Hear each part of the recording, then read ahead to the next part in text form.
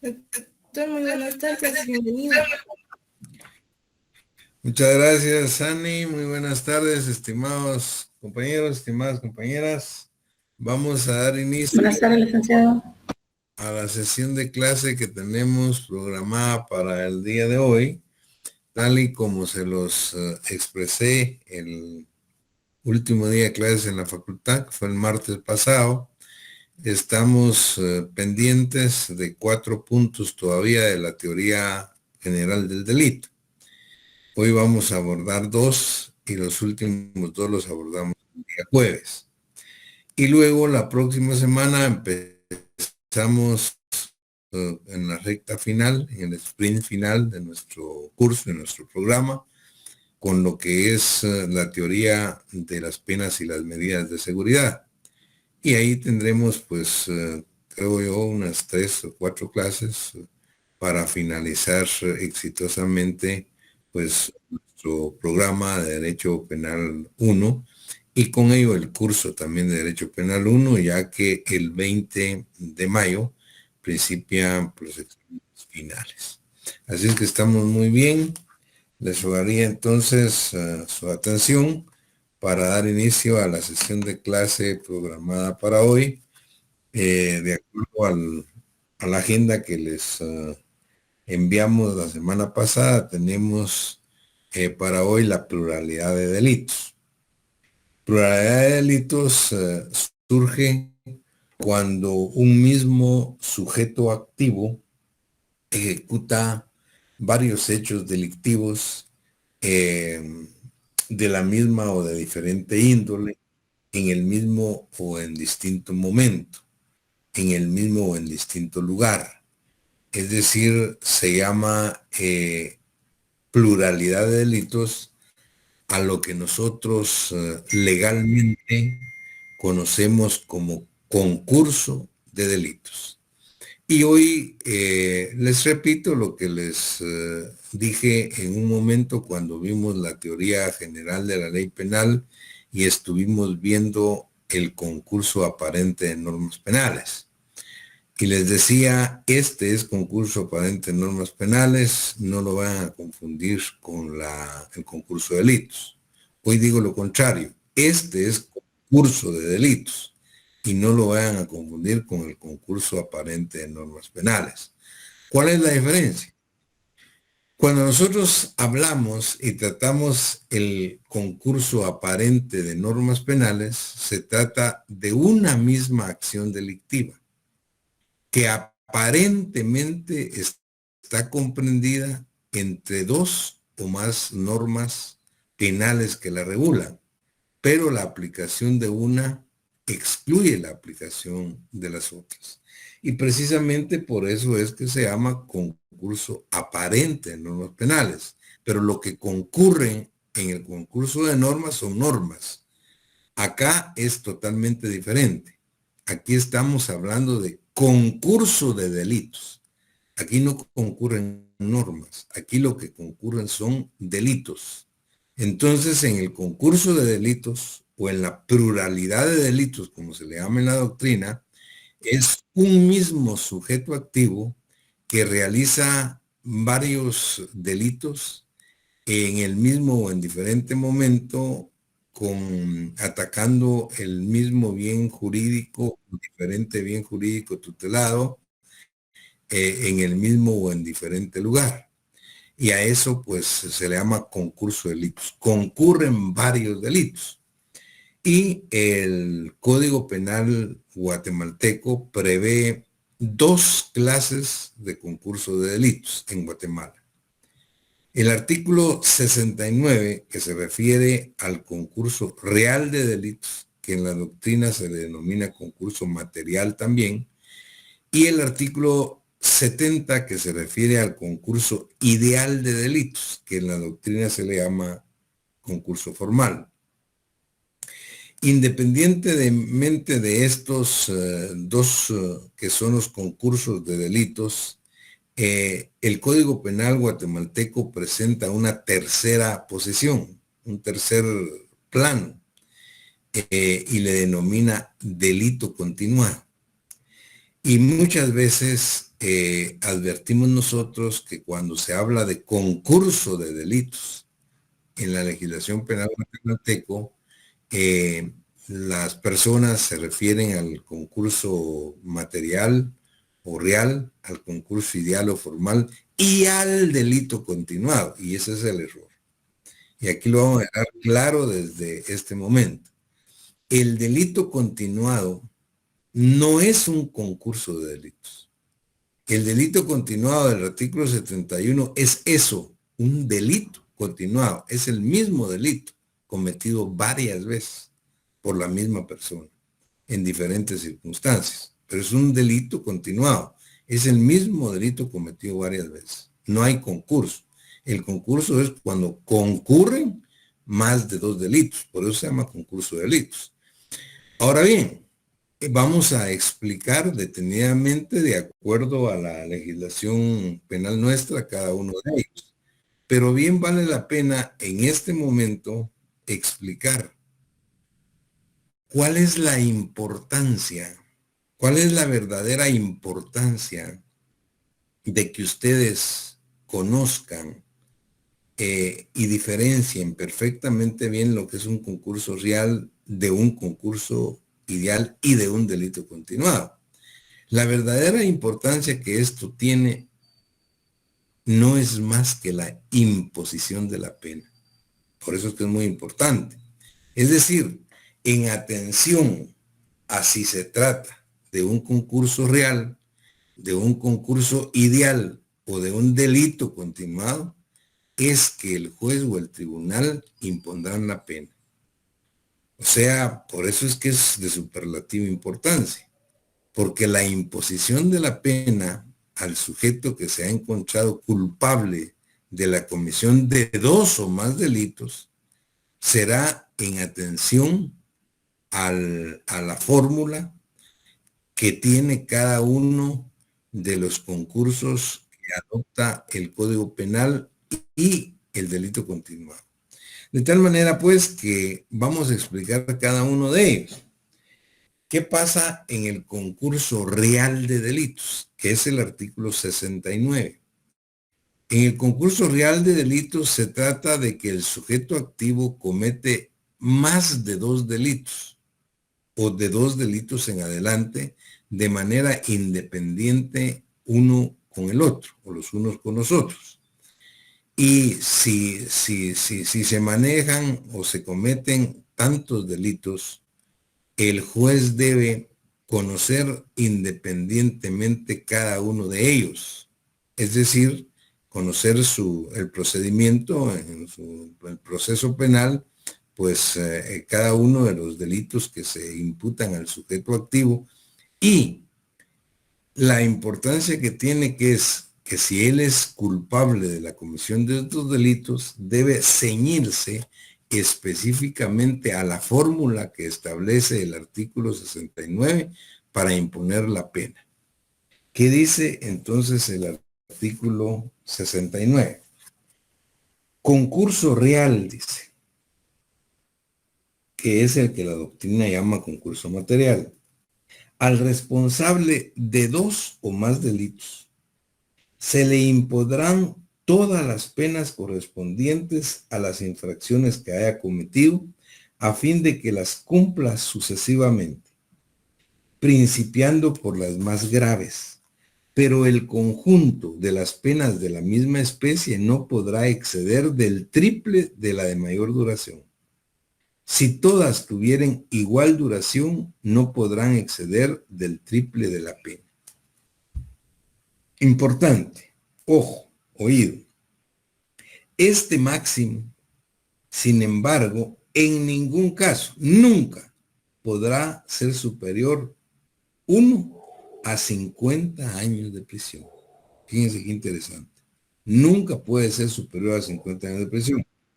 Y 2 a 200,000 quetzales de multa, dice el código. Sin embargo, en delitos que se han emitido, que el Congreso de la República ha emitido recientemente, hay algunos delitos que han sido, pues, que son penados con más de 200,000 quetzales de multa. Entonces hay que atenerse a lo que dice la ley especial de cada uno de esos delitos. Sin embargo, lo que no ha cambiado y es sustantivamente importante es lo relativo a la pena de prisión. Aun y cuando se hayan cometido 2, 3, 4, 5, 6 o los que sean delitos, siempre si se trata de un concurso real o se trata de un concurso ideal o de un delito continuado, la pena nunca debe ser superior a 50 años de cárcel, la pena de prisión.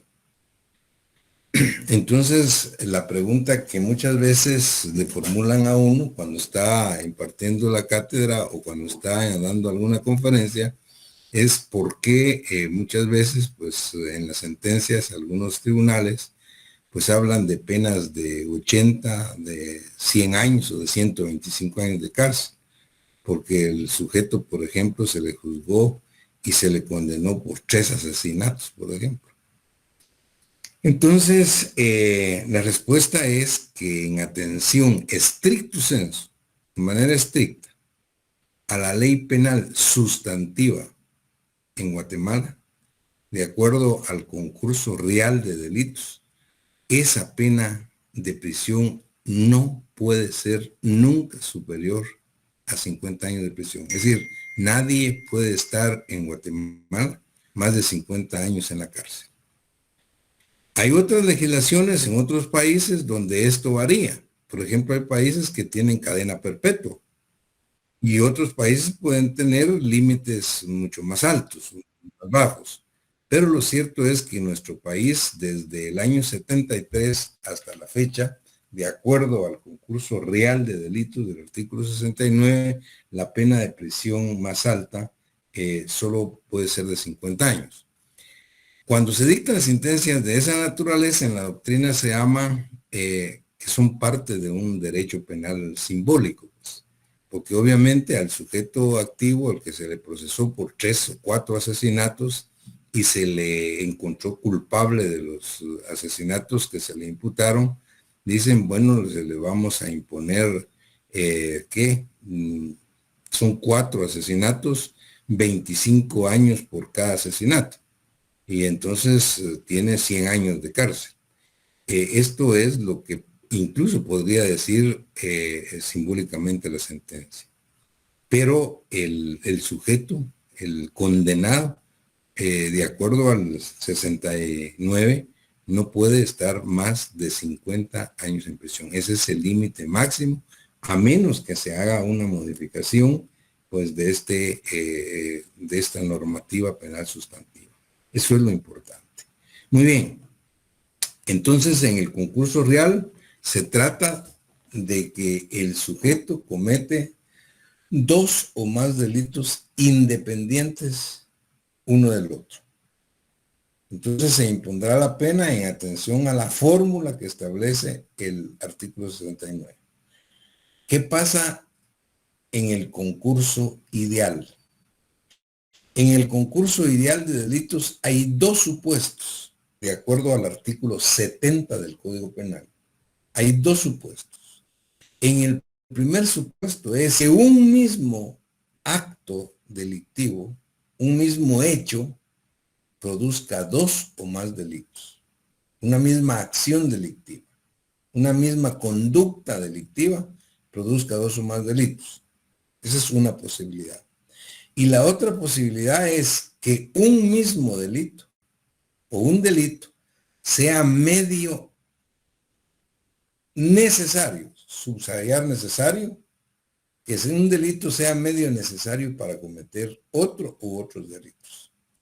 Son los 2 supuestos para que exista un concurso ideal. Que un mismo acto delictivo produzca 2 o más delitos.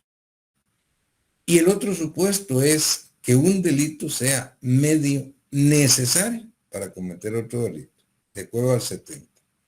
Y establece también el 70 cómo se debe imponer la pena en esos casos. Y dice así, artículo 70, concurso ideal. En caso de que un solo hecho constituya 2 o más delitos, es un primer supuesto, o cuando uno de ellos sea medio necesario para cometer otro, es el segundo supuesto, únicamente se impondrá la pena correspondiente al delito que tenga señalada mayor sanción, aumentada hasta una tercera parte. El tribunal impondrá todas las penas que correspondan a cada una de las infracciones si a su juicio esto fuera más favorable al reo que la aplicación de la regla anterior. Cuando se trate de concurso ideal de delitos sancionados con prisión, de delitos sancionados con prisión y multa, o de delitos sancionados solo con multa, el juez o el tribunal, a su prudente arbitrio y bajo su responsabilidad, aplicará las sanciones respectivas en la forma que resulte más favorable al reo. Eso es lo que establece el concurso ideal de delitos. De tal manera, pues, que en el primer caso, sea en el concurso social, son delitos independientes.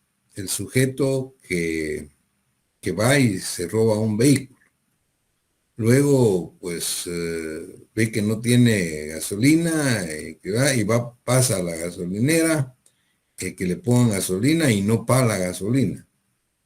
Y luego, pues, sale huyendo, luego atropella a un peatón, a quien lesiona y a otro quien da muerte. Y luego es capturado. Bueno, ahí es un concurso de delitos. Concurso real, robo agravado del carro, estafa en la gasolinera mediante consumo, lesiones culposas y homicidio culposo. Son varios delitos, en este caso que estamos poniendo como ejemplo, son 4 independientes unos de otros. Entonces se utiliza la fórmula que establece 69 para imponer la pena en caso que fuera encontrado culpable. Ahora, en los delitos, en el concurso ideal de delitos, ahí son 2 supuestos. Cuando un acto delictivo o un hecho produzca 2 o más delitos. El sujeto, Juan, le dispara a Pedro, a quien deja gravemente herido. Pero esa misma bala, las mismas balas que disparó a Pedro, pues también dieron a José, quien falleció. Ahí es un concurso ideal de delitos, en las que hay lesiones graves y homicidio. O lesiones graves y asesinato, dependiendo del caso, pero en todo caso hay un delito, fueron las lesiones en un mismo disparo que produjo 2 delitos. El mismo hecho, el mismo disparo produjo lesiones graves a uno y el homicidio o asesinato a otro. Ese es un supuesto. El otro supuesto es que un delito sea medio necesario para cometer otro. El que utiliza una chequera que no es de él, por ejemplo, va a una tienda y paga con un cheque de estos, pero obviamente tiene que falsificar la firma del dueño del cheque. O sea, para falsificar la firma, es decir, la falsificación de firma es un medio necesario para la estafa mediante cheques, porque tampoco el cheque tenía fondos, ni siquiera era de él. O en todo caso, pues esa falsificación de firmas era medio necesario, porque si él no falsifica, no hubiera firmado, no hubiera podido estafar mediante el cheque sin fondos. Entonces queda clara las 2 situaciones, los 2 supuestos. Un delito, un acto delictivo produce 2 o más delitos. El disparo que lesiona a uno y que mata a otro. O cuando un delito es medio necesario para cometer el otro. Pero el medio tiene que ser necesario. Muy bien, estamos ante el concurso ideal. Ahí también, tal y como lo leímos, pues el código tiene muy bien establecida la fórmula que debe realizar el juez para la imposición de la pena en caso de que los sujetos o el sujeto resulte culpable. Ahora, ¿qué pasa en el delito continuado? En primer lugar, dijimos y volvemos a decir que el delito continuado no es un concurso de delitos. Ahí no hay concurso de delitos. Precisamente su nombre lo dice. Es un delito continuado, pero es un solo delito. El mismo delito que se comete varias veces por un sujeto. Que puede ser por el mismo sujeto que comete varias veces el delito en el mismo lugar, en diferente lugar, atacando el mismo o diferente bien jurídico tutelado, aprovechando las mismas circunstancias, etcétera, etcétera. Por ejemplo, el sujeto, una persona que trabaja como cajero en una agencia bancaria y en una oportunidad, pues él se lleva, por decir, 1,000 quetzales. Como se advierte que no se dan cuenta, pues el otro mes se lleva 3,000, y como no se dan cuenta, pues el otro mes se lleva 5,000. Tampoco se dieron cuenta. Entonces, el cuarto mes se llevó 10,000 y entonces lo capturan, se dan cuenta. Entonces realmente habría que analizar, hay concurso de delitos. Él cometió 4 o 5 hurtos agravados. No tenía la posibilidad porque era un cajero. Pero realmente no fueron 4 hurtos agravados. Fue un hurto agravado que lo cometió varias veces. Fue un delito, el mismo delito de hurto agravado cometido varias veces. Entonces habría que ver si esta acción delictiva de este sujeto cajero llena los requisitos del artículo 71 para decir que estamos frente a un delito continuado. Y entonces vamos al artículo 71 que dice: se entenderá que hay delito continuado cuando varias acciones u omisiones se cometan en las circunstancias siguientes. Vamos a ver si en el caso del cajero se dan todas las circunstancias. Uno dice, con un mismo propósito o resolución criminal. En este caso se dieron varias acciones con el mismo propósito o resolución criminal. Ese es el enriquecimiento ilícito. Definitivamente. 2. Con violación de normas que protejan un mismo bien jurídico de la misma o de distinta persona. Aquí las 4 acciones protegían el mismo bien jurídico del lado de la misma persona jurídica, que era el banco para que él trabajaba. 3. En el mismo o en diferente lugar. Aquí pudo haber sido en el mismo lugar, en la misma agencia donde él trabajaba, incluso pudo haber sido en otra agencia, pero sí llena el requisito. 4. En el mismo o en distintos momentos. Obviamente fue en distintos momentos. Entonces fue uno al mes, al siguiente mes y a los 3 meses. Pero aprovechándose de la misma situación. Se llena el requisito. Y 5 dice, de la misma o de distinta gravedad. Aquí fue de distinta gravedad. Primero se hubo 1,000, después 2,000, después 3,000, después 10,000. En todo caso, si ustedes se dan cuenta, llena todos los requisitos del artículo 71 para estar frente a lo que se denomina delito continuado. Y entonces dice, en este caso se aplicará la sanción que corresponda al delito aumentada a una tercera parte. Habría que ver la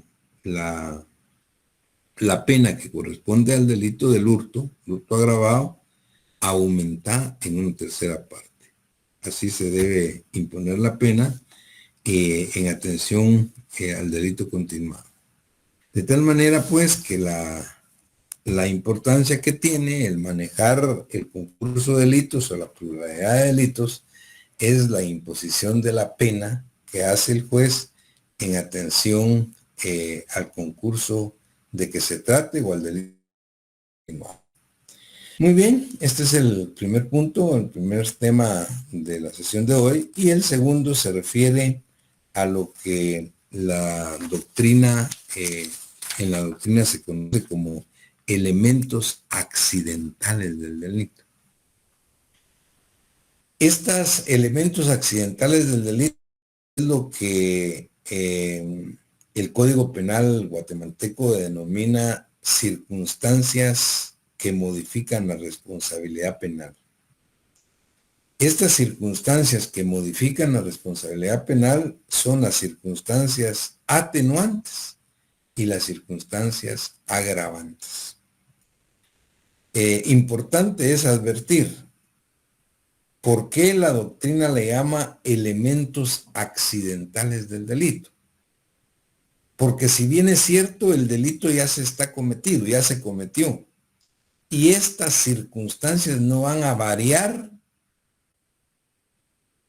el hecho de que se cometa o no el delito. El delito está cometido en las circunstancias que fuere.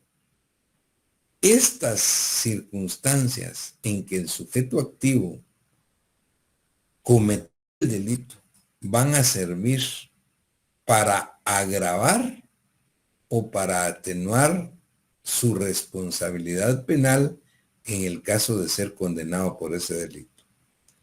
Es decir, que estas agravantes o atenuantes tienen como función agravar o atenuar la responsabilidad penal para que el juez las tome muy en cuenta en el momento de la aplicación de la pena. Es decir, tienen también el objetivo fundamental de aplicación de pena. Y es más, el artículo 65 del Código Penal, que se refiere a la fijación de la pena, establece claramente que los jueces en el momento de dictar sentencias condenatorias y aplicar la pena deben hacer constar en la sentencia toda una serie de circunstancias como las agravantes o atenuantes que él tomó en cuenta para la imposición de la pena. Los tipos penales en Guatemala tienen una pena mínima y una pena máxima. Por ejemplo, si ustedes ven el homicidio del artículo 123, comete homicidio, dice, quien diere muerte a una persona. Y el responsable del delito de homicidio se le impondrá una pena de 25 a 40 años de cárcel. Es decir, hay un mínimo 25 y hay un máximo 40.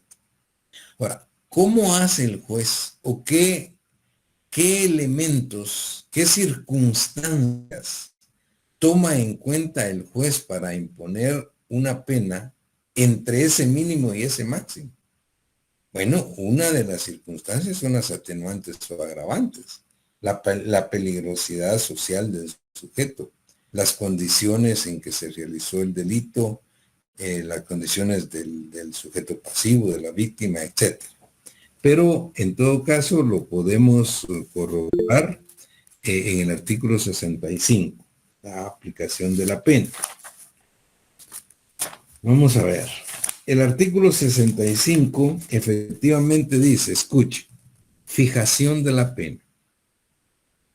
El juez dice, o tribunal determinará en la sentencia la pena que corresponda, dentro del máximo y el mínimo señalado por la ley para cada delito, teniendo en cuenta la mayor o menor peligrosidad del culpable, los antecedentes penales de éste y la víctima, el móvil del delito, la extensión e intensidad del daño causado y, oigan, las circunstancias atenuantes y agravantes que concurran en el hecho, apreciadas tanto por su número como por su entidad o importancia. El juez o tribunal deberá consignar expresamente en la sentencia los extremos a que se refiere el párrafo que antecede y que ha considerado determinantes para regular la pena. Vean entonces cuál es la importancia de estar, de atender a lo que son las atenuantes y agravantes en cualquier delito que se cometa. Y el Código Penal guatemalteco hace una interpretación auténtica de cada una de esas circunstancias, agravantes y atenuantes en la responsabilidad penal. Y vamos al artículo 26 y 27. El título cuarto del Código Penal vigente dice de las circunstancias que modifican la responsabilidad penal. Modifican la responsabilidad penal. ¿Qué circunstancias? Las circunstancias atenuantes la modifican para una pena más benigna. Y las circunstancias agravantes la modifican para una mayor pena. Veamos cada una de ellas. El artículo 26 son circunstancias atenuantes. Uno dice, la inferioridad psíquica. Las condiciones determinadas por circunstancias orgánicas o patológicas que disminuyan sin excluirla la capacidad de comprender o de querer del sujeto. Esto es bien importante y el código es claro, dice las circunstancias orgánicas o patológicas. Pueden ser endógenas o exógenas, que se producen dentro del sujeto mismo o fuera de él, que disminuyan su capacidad psíquica sin excluirla. ¿Por qué dice sin excluirla? Porque si excluyen la capacidad psíquica, estamos hablando de un enajenado mental.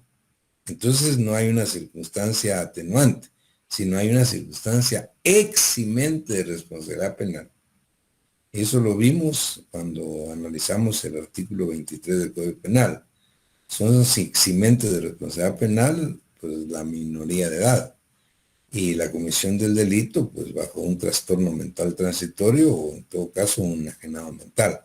Aquí en las atenuantes estamos hablando de algo que se denomina inferioridad psíquica, sin excluir la capacidad mental del sujeto. 2 dice, el exceso de las causas de justificación. El exceso de los límites establecidos en las causas de justificación. Las causas de justificación son la legítima defensa, el estado de necesidad y el legítimo ejercicio de un derecho.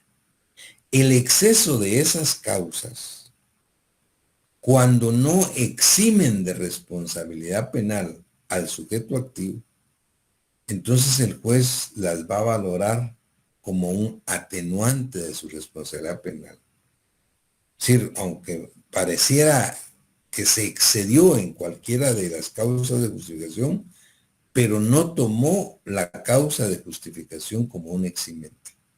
Entonces, en el momento de imponer la pena, el juez lo que puede hacer es valorarla como atenuante para disminuir la pena del sujeto activo. 3 dice, estado emotivo. Obrar el delincuente por estímulos tan poderosos que naturalmente hayan producido arrebato u obcecación. Este obrar del sujeto activo bajo arrebato u obcecación no excluye su responsabilidad penal. No es un trastorno mental transitorio. No es. Porque si hablamos de un trastorno mental transitorio, estamos hablando de una eximente total de responsabilidad penal. Aquí estamos hablando de un estado emotivo en que el delincuente, por circunstancias que afectan su emotivamente, él puede actuar en un momento dado con arrebato u obcecación, dice la ley. Entonces el juez puede valorar como una atenuante. El 4 dice arrepentimiento eficaz, o sea, el arrepentimiento eficaz del sujeto activo del delito puede también valorarse como un atenuante de su responsabilidad penal. Si el delincuente ha procurado con celo reparar el daño causado o impedir sus ulteriores y perniciosas consecuencias, entonces estamos hablando de un arrepentimiento eficaz. Obviamente siempre que se haya esta situación antes de dictar la sentencia. Pero se trata no de cualquier arrepentimiento. Si la ley exige que ese arrepentimiento del sujeto activo sea eficaz, o sea, que se note que el delincuente o el sujeto activo, pues, con celo, procure reparar el daño o impedir ulteriores circunstancias de lo que él causó. Luego está el número 5 y dice reparación del perjuicio, que tiene relación con el anterior. Si el delincuente es, a criterio del tribunal, ha reparado, restituido o indemnizado adecuada y satisfactoriamente el daño causado antes de dictarse la sentencia. O sea, si antes de dictarse la sentencia, de alguna manera el delincuente presentó un arrepentimiento eficaz y una reparación del perjuicio causado, esto puede servir como circunstancias atenuantes de su responsabilidad penal en el momento de fijar la pena. Luego el 6 habla de la preterintencionalidad. Esto ya lo hemos comentado en otras oportunidades cuando vimos la tipicidad. Es decir, los delitos preterintencionales. Hay preterintencionalidad cuando no se tenía la intención de causar un daño de tanta gravedad como el que se produjo. Si efectivamente se advierte dentro del proceso que el sujeto activo no tenía la intención de causar un daño tan grave como el que se produjo, puede servir como un atenuante, siempre y cuando no sea un delito eminentemente preterintencional por sí mismo. Por ejemplo, cuando hablamos de los delitos contra la vida, el Código Penal guatemalteco establece un homicidio preterintencional y dice que el que cometiere homicidio preterintencional va sancionado con una pena tal. O sea, el homicidio preterintencional deviene de haber cometido la muerte de haber producido la muerte de una persona como un daño que él no quería causar. Pero en este caso el homicidio preterintencional ya está, incluye esta valoración. O sea, aquí la preterintencionalidad es para delitos, pues que obviamente no se tienen por sí mismos como preterintencionales. El numeral 7 habla de la presentación a la autoridad. Y el numeral 8 habla de la confesión espontánea. Puede ser que el sujeto activo, después de cometer el delito, se presente voluntariamente a la autoridad y confiese en su primera declaración el delito cometido. Esto de presentarse a la autoridad y confesar el delito tiene que valorarse como una circunstancia atenuante de su responsabilidad penal. Y al contrario, vamos a ver si el delincuente, después de cometer el delito, se da a la fuga y no hay ninguna confesión del delito durante el transcurso del proceso y se le condena, al final esto va a ser una agravante. Pero si hay presentación y confesión, son atenuantes. El 7 dice, presentación, si pudiendo el imputado eludir la acción de la justicia por fuga u otro medio idóneo, se ha presentado voluntariamente a la autoridad. Y el 8, la confesión, dice, la confesión del procesado, si la hubiere prestado en su primera declaración. Muy bien. Luego, el número 9. Vean qué interesante. Habla de la ignorancia. Muchas veces hemos dicho y oímos decir que la ignorancia no exime de responsabilidad penal. Y efectivamente no exime. Pero en un momento dado, la ignorancia del sujeto activo en la comisión de un delito, dependiendo de la naturaleza que sea este, puede ser que le sirva o que le valga como un atenuante. Y el numeral 9 del 26 dice, la falta de ilustración, dada la naturaleza del delito, en cuanto haya influido en su ejecución, debe valorarse como una atenuante. Es decir, de responsabilidad penal. En el 10 habla de la dificultad de prever. Y es claro, dice, esto es para los delitos culposos. En los delitos culposos, causar el resultado dañoso en circunstancias que lo hacían muy improbable o difícil de prever. Cuando el sujeto activo, actuando legalmente, porque acuérdense ustedes que en los delitos culposos el sujeto activo actúa legalmente, lícitamente.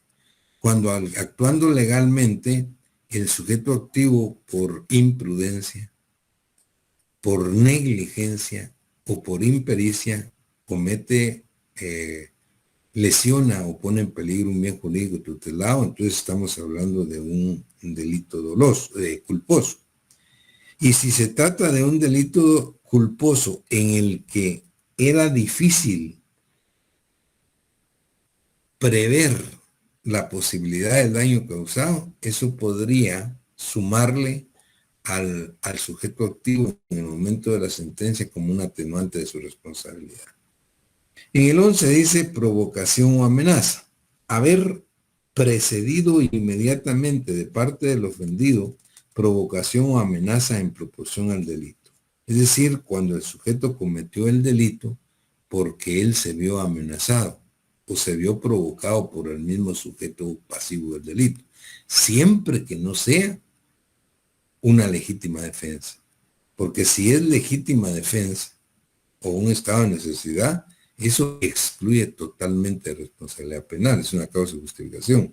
Aquí hay una provocación o amenaza y el sujeto activo puede demostrar dentro del proceso que él actuó de tal manera, ofendiendo o lesionando al pasivo, porque fue previamente provocado por él. Si eso pues se establece sin que llegara a ser causa de justificación, podría apreciarla el juez como un atenuante de la responsabilidad penal del sujeto.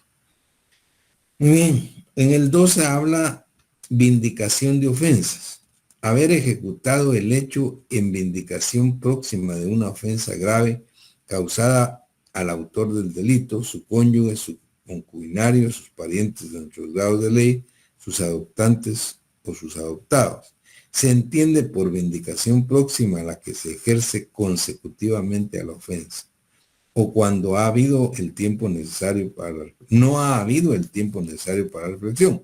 La vindicación de ofensa viene a actuar prácticamente como la provocación o amenaza, es decir, en la que el sujeto activo actúa en un momento determinado porque se sintió ofendido, porque se le agravió a él, a sus parientes, a su cónyuge, pues o a sus parientes dentro de los grados de ley. En ese caso, podría también valorarse como una atenuante.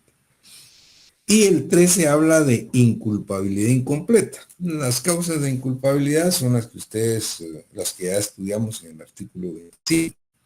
Las causas de inculpabilidad eximen totalmente de responsabilidad penal.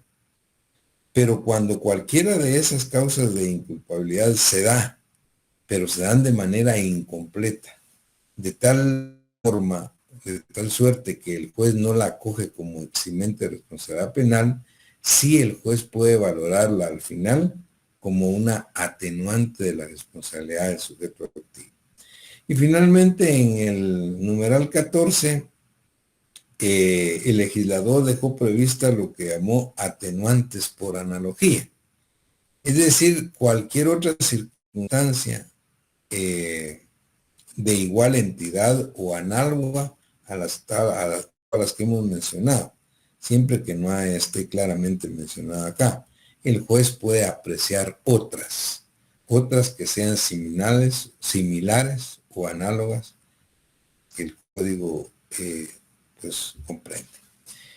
Muy bien, estas son las circunstancias atenuantes de la responsabilidad penal que le permiten al juez en el momento de dictar la sentencia imponer una pena mínima al condenado. Mínima en relación al mínimo y al máximo que establece el tipo penal de que se trate, desde luego. Pero en la importancia o la función de valorar las atenuantes es que el juez pueda imponer una pena más benigna. A contrario sensu de lo que pasa en las agravantes. En las agravantes, el juez, si aprecia agravantes en la comisión del delito, en el momento de dictar sentencia, estas le van a permitir al juez imponer la pena máxima dentro del tipo penal que se trate, o por lo menos del medio para arriba de la pena que esté establecida en el Código Penal. Insisto, todos los tipos penales en Guatemala tienen una pena mínima y una pena máxima. El juez va a ubicarse en el mínimo o el máximo en atención atenuantes, el mínimo, y agravantes para ir aumentando. Mientras que el Código Penal tiene establecidas 13 atenuantes, el Código Penal guatemalteco establece con precisión 24 agravantes. Vean ustedes, 24 agravantes. Vamos a verlas aunque sea rápidamente. Dice el artículo 27. Son circunstancias agravantes de la responsabilidad penal 1. Haber obrado el delincuente por motivos fútiles o abyectos. Motivos fútiles o abyectos son motivos sin importancia. Es decir, haber actuado el delincuente de veras, haber lesionado o puesto en peligro un bien jurídico tutelado sin ninguna importancia, eso debe valorarse como un agravante de su responsabilidad. Luego el 2 habla de la alevosía y el 3 de la premeditación conocida. Eso ya nos hemos referido en otras oportunidades. Es más, dijimos que el Código Penal en este artículo 27, 2 y 3 hace una interpretación auténtica de lo que debemos entender por alevosía o por premeditación.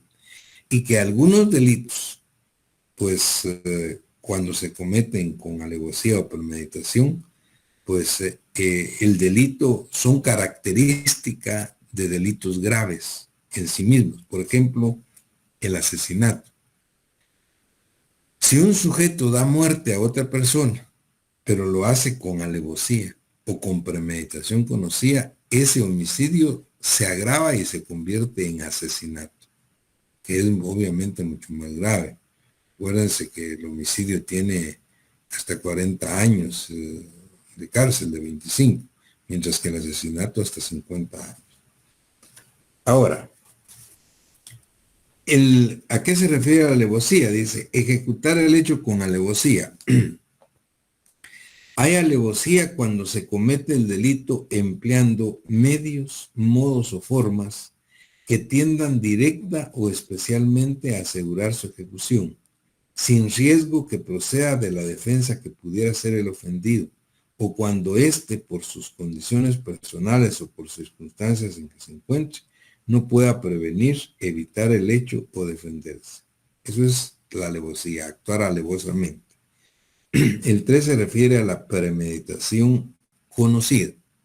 Hay premeditación conocida, dice, cuando se demuestre que los actos externos realizados revelen que la idea del delito surgió en la mente de su autor con anterioridad suficiente a su ejecución para organizarlo, deliberarlo o planearlo, y que, en el tiempo que medió entre el propósito y su realización, preparó esta y la ejecutó fría y reflexivamente. Esa es una premeditación conocida, que son agravantes.